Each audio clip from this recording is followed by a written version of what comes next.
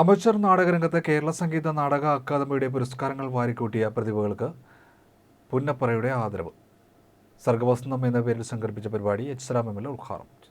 Amateur നാടകരംഗത്ത് Kerala Sangeetha Nataka അക്കാദമിയുടെ പുരസ്കാരങ്ങൾ വാരിക്കൂട്ടിയ മാടൻ മോഷം നാടക പ്രതിഭകൾക്കും പിന്നണി പ്രവർത്തകർക്കും പുന്നപ്പറയുടെ അനുമോദനം. സർഗവസന്തം എന്ന പേരിൽ സംഘടിപ്പിച്ച പരിപാടി എച്ച് എം എൽ ഉദ്ഘാടനം ചെയ്തു.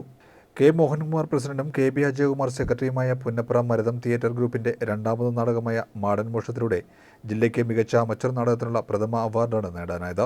ഒപ്പം 38 വർഷത്തിനു ശേഷം ജില്ലയ്ക്ക് മികച്ച നടനെന്ന പുരസ്കാരവും സിനിമാ താരം കൂടിയായ പ്രമോദ് വെളിയനാട് ഇതിലൂടെ സ്വന്തമാക്കി.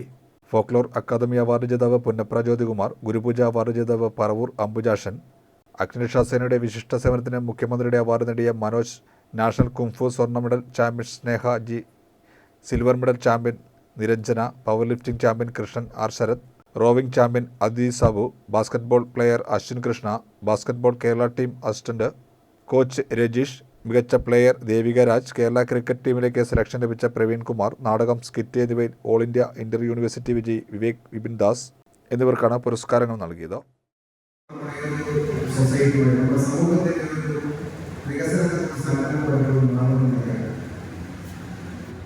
നമ്മുടെ സമൂഹത്തെയും മനുഷ്യരുടെ മനസ്സിലെയും വ്യക്തമാക്കാൻ കഴിയുന്ന ഒന്നിനെയും ഒരു നാടിന്റെ പുരോഗതിക്ക് വേണ്ട അനിവാര്യമായ കാര്യമാണ് പലപ്പോഴും നമ്മുടെ സമൂഹം കണക്കാക്കുന്നില്ല എന്ന് കാണുന്നു. മനുഷ്യന്റെ വിശേഷിച്ച് കേരളം പോലെയുള്ള സംസ്ഥാനത്തിലെ മനുഷ്യർക്ക് സാമൂഹികമായി ജീവിത പുരോഗതി സൃഷ്ടിക്കാൻ കഴിയുന്നത് ഈ നാടിന്റെ പോയകാല ചരിത്രത്തെ നല്ലതുപോലെ മനസ്സിലാക്കി ആ ചരിത്ര വഴികളിൽ പുതിയ ചരിത്രം സൃഷ്ടിച്ചുകൊണ്ടാണ് നമ്മൾ ജീവിക്കുന്ന കേരളം ഇന്ന് കാണുന്ന കേരളമായി മാറിയത്.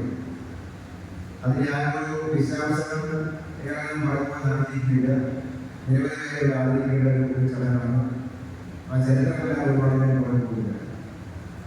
പക്ഷേ ചരിത്രത്തെ നമ്മൾ ഓർമ്മിക്കുക എന്നുള്ളതും ചരിത്രത്തെ വികലമാക്കുന്ന കാലത്ത് ആ ശരിയായ ചരിത്രത്തെ സമൂഹത്തിന്റെ മുന്നിൽ വീണ്ടും അവതരിപ്പിക്കപ്പെടുക എന്നുള്ളതും വളരെ പ്രധാനമാണ്. ചരിത്രബോധമുള്ള ഒരു തലമുറയെ ഒരിക്കലും പിന്തുണയ്ക്കാൻ പറ്റില്ല.